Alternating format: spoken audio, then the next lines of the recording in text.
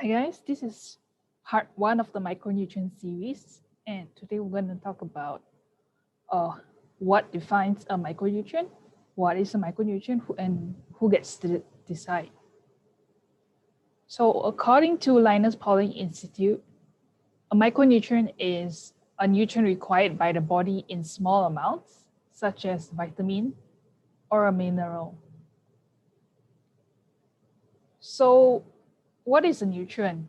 And according to the RNI book issued by the Ministry of Health Malaysia, a nutrient is a component in foods that an organism uses to survive and grow. Macronutrients provide the bulk energy an organism's metabolic system needs to function, while micronutrients provide the necessary cofactors for metabolism to be carried out. Both types of nutrient can be acquired from the environment. Micronutrients are used to build and repair tissues and to regulate body processes, while macronutrients are converted to and used for energy. Nutrient recommendations differ with age, sex, and physiological condition. So going to types of nutrient. Nutrient refers to a substance that provides nourishment essential for the maintenance of life and growth. That's what we mean by nutrients. There's also something called conditionally essential nutrient. Although not strictly considered a nutrient, due to endogenous synthesis, that just means your body makes it internally. Certain conditions, like stress or aging, may result in the demand exceeding the body's capacity for synthesis, rendering a conditionally essential nutrient. So sometimes if you get old or stressed, your body or certain conditions may cause your body unable to make the amounts you need. So therefore, something that supposedly isn't normally an essential nutrient now becomes essential. So types of nutrient, there is the macro and the micro. Macro just means big and micro means small. So macronutrients refers to nutrients required in relatively large amounts. Macronutrients include carbohydrates, proteins, and lipids.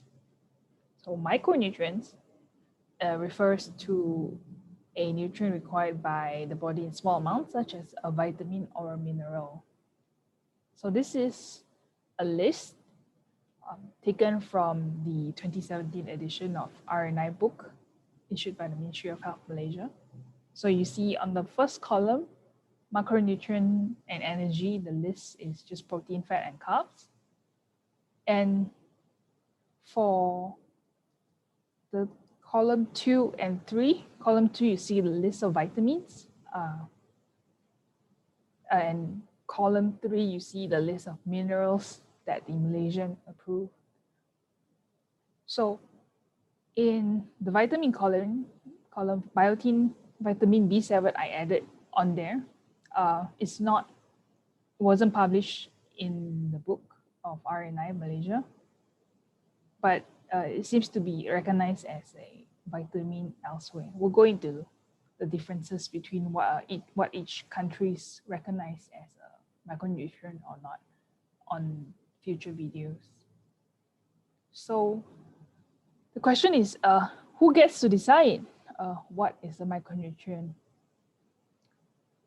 So the list I showed you just now was decided by the Malaysian team of National Coordinating Committee on Food and Nutrition. They're from the Ministry of Health. And typically, they use the word RNI, which means the recommended nutrient intakes. They recommend intakes that you should take daily. Whereas if you read articles online, they normally use the term RDA, recommended daily allowance, and that's established in the US by Food and Nutrition Board of the US Institute of Medicine. So I personally use another list by Linus Pauling Institute. They are a team of staff from Linus Pauling Institute from Oregon State University, and they set up a Micronutrient Information Center, which is online, and you can have free access to the information. And their aim is to inform public on micronutrients. They generally follow the RDA set by the US, but sometimes they have higher recommendations of certain amounts, and they have studies to back up on why they say that. And then they also have information on other nutrients such as essential fatty acids, omega-369, or other common supplements that just now we refer to as like conditionally essential nutrients. So how does a micronutrient gets classified as a micronutrient? So there are two types: what makes a vitamin, and what makes a mineral. So vitamin, the definition of vitamin is an organic, which just means carbon-containing compound necessary for normal physiological function that cannot be synthesized in adequate amounts and must therefore be obtained in diet. That's what you would call a vitamin.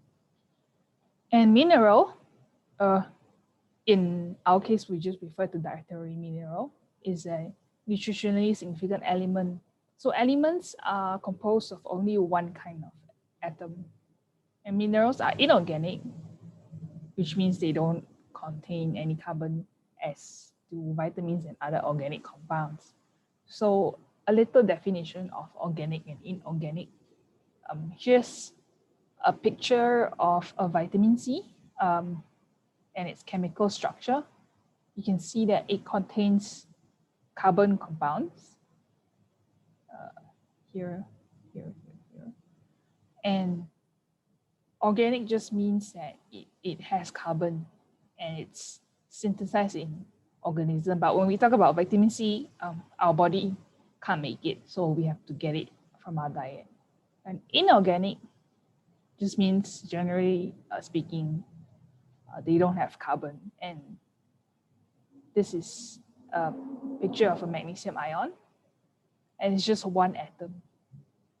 So that's it for this part. The next two parts will be the more detailed on what information on what makes a vitamin, and what makes a mineral, and how are they decided.